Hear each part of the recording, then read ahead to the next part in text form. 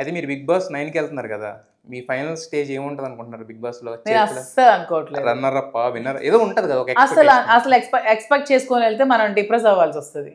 Expect చేయకుండా వెళ్తే హ్యాపీగా ఏదైనా సరే తీసుకోగలం. అయితే నాకు ఇప్పుడు అర్థం అవుతుంది శ్రీనివాస్ గారు అంత హెల్తీగా హ్యాపీగా ఎలా ఉండగలుగుతున్నారు అనేది.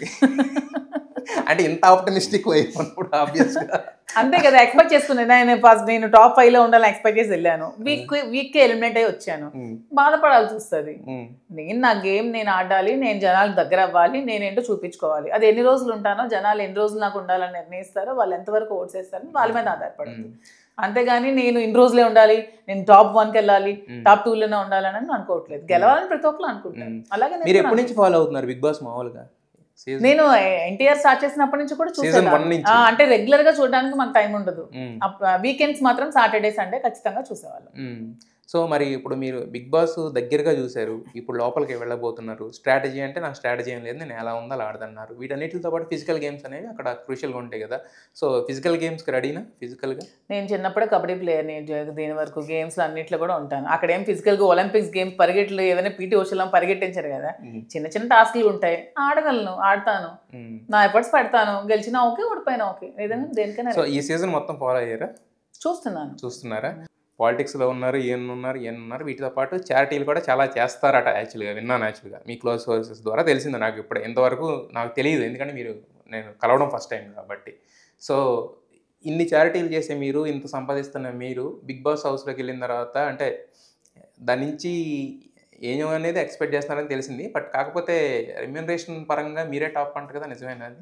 అలా నాకు తెలియదు ఎవరు రెమ్యూనరేషన్ ఎంతో. నేను టాప్ అని ఎలా? మీ రెమ్యూనరేషన్ ఎంత చెప్పండి, నేను చెప్తా. టాప్ రెమ్యూనరేషన్ కూడా నాకు తెలీదా? అసలు తీసుకుంటున్నారా లేదా మీరే తిరిగిస్తున్నారు రివర్స్? నేను వాళ్ళకి ఇచ్చేంత స్థాయి నాది కాదు.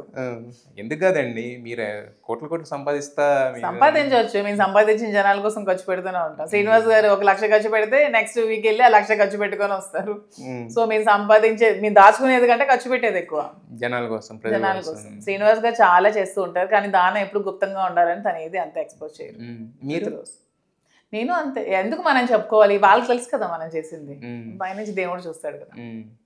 పూజలు బాగా చేస్తారా? బాగా చేస్తాను. అంటే ఎలాంటి పూజలు చేస్తారు? బాగా అన్ని పూజలు చేస్తాను. క్షుద్ర పూజలు చేయను. ఎలాంటి పూజలు అంటే మరి మీ దృష్టిలో ఏం పూజలు?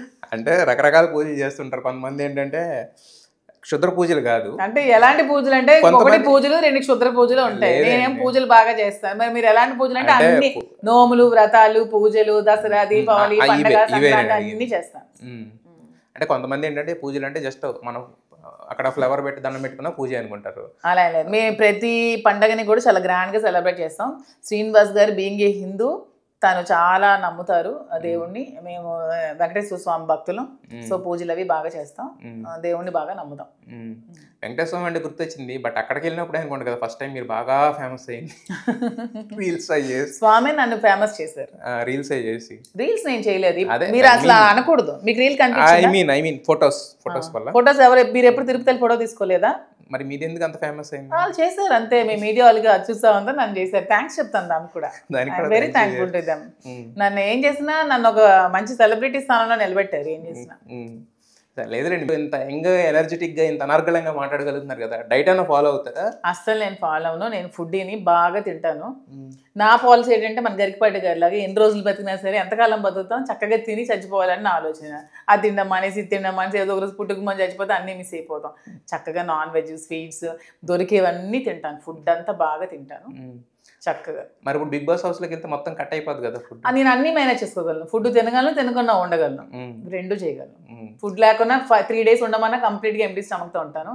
కంప్లీట్ గా రోజంతా తింటూ ఉండమన్నా ఉంటాను.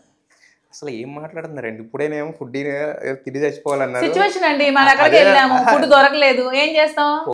ఇప్పుడు శ్రీనివాస్ గారు ఉన్నారు, తను ఫుడ్ అన్ని తింటారు, కానీ లిమిటెడ్ గా తింటారు. తను ఆ జైల్లో 60 రోజులు ఉన్నారంట. 60 రోజులు ఉన్నప్పుడు తను ఒక 1 week ఫుడ్డే తినలేదంట. ఎందుకని? మీరు గుర్తొచ్చారు? ఫుడ్ తనకి బయట జైల్లో ఫుడ్ తినలేరు. అప్పుడు నేను లేనండి. తను ఇందులో థర్మల్ పవర్ ప్లాంట్ లో ఇది ధర్నా చేసినప్పుడు, అప్పుడు అరెస్ట్ అయినప్పుడు తను అసలు ఫుడ్డే లేదంట. కానీ ఆ సిచ్యువేషన్ లో కూడా అతను ఒక ఫ్రూట్ తింటూ, ఒక ఫ్రూట్ యాపిల్ తింటూ 1 week 1 week అదే యాపిల్ అలాగ వాటర్ నోట్లో ఉంచుకొని అలా తినుకుని అలా ఉన్నారట. ఒక యాపిల్ తిని ఉన్నారు. సో అతన్ని ఇన్స్పిరేషన్ గా తీసుకుంటాను నేను. సిచ్యువేషన్ బాగా లేనప్పుడు ఓకే, ఏ సిచ్యువేషన్ ఉంటే అది అడ్జస్ట్ అవ్వాలి. పంచభక్ష పరమాలు ఉన్నప్పుడు అలాగే తినాలి. రాజులాగా ఏమీ లేకున్నా మనకు ఆ రోజు గంజానమే దొరికిందంటే అదే తిని అడ్జస్ట్ అయిపోవాలి. ఓకే. మరి అంత తిన్నా ఇలా ఎలా ఉంటున్నారు? ఇలాగ అందుకే లావుగానే ఉన్నాను కదండి. దీన్ని కూడా లావు అంటారా? తెలియదు. శ్రీని గారు అయితే ఇంకా తగ్గమంటున్నారు. కొంచెం ఏజ్ పెరిగాక అప్పుడు తగ్గుతాను. ఇప్పుడు ఆయనలాగా అవ్వమంటున్నారు. ఆయనలాగా ఫిట్గా ఉండమంటారు.